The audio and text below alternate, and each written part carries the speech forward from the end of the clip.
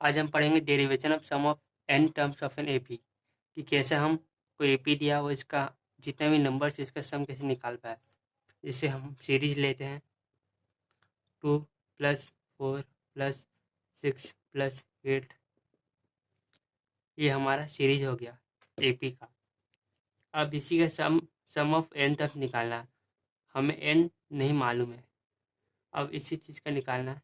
n means कोई भी जितने भी नंबर्स हो गए जितने तक, हमें वो नंबर्स नहीं पता कि वो कितना तक है। ये हम फार्मूला बना रहे जिससे आसानी से निकाल पाए।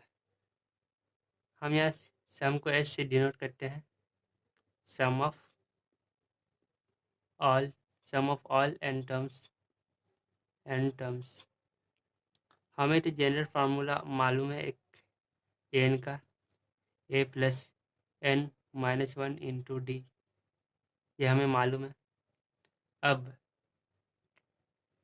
हम क्या करेंगे, जैसे हमें ये भी मालूम है a + d, a + 2d,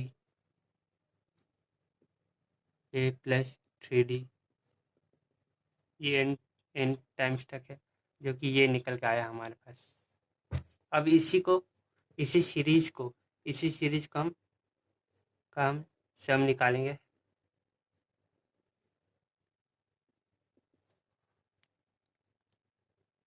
ये n टर्म्स तक था an। अब इसी चीज़ को हम ऐड करेंगे, जिससे हम पहले लिख लेते हैं ऐसे से, Sn = a + d, a + 2d, a + 3d से लेकर an तक। an हम क्यों लिखेंगे, ये लास्ट टर्म है, उसको ऐड करेंगे।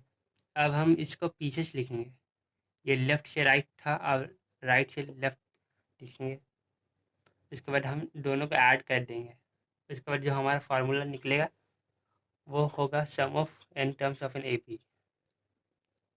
अब an हो गया, an प्लस an, यहाँ प्लस करते थे a + d, अब an - d करेंगे। ऐसा क्यों, जैसे कोई एग्जांपल लेते हैं हम, यही वाला एग्जांपल 2 + 4 + 6 + 8 + 10।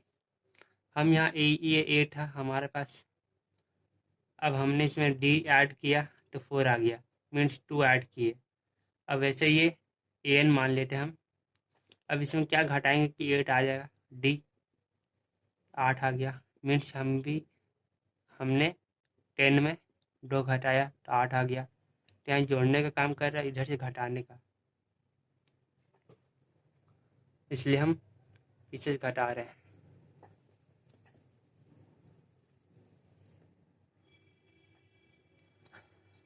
अब हो गया an - 2d, an - 3d से लेकर हमारे पास a आ जाएगा लास्ट। अब हम इन दोनों को जोड़ देंगे, जोड़ने पर 2Sn हो जाएगा = a + an हो जाएगा। अब जब हम इस दोनों को जोड़ेंगे तो a d और d कट गया प्लस माइनस से, तो हमारे पास a + an फिर से वही आ गया। इसी तरह इसमें भी वही होगा, कट गया a + an हो गया, प्लस a + an से लेकर ये n टर्म्स तक है। तो क्या हम इसे ऐसे लिख सकते हैं, 2Sn = a + an × n। n हमें पता नहीं कितना नंबर तक है, इसलिए हम n गुना किए हैं।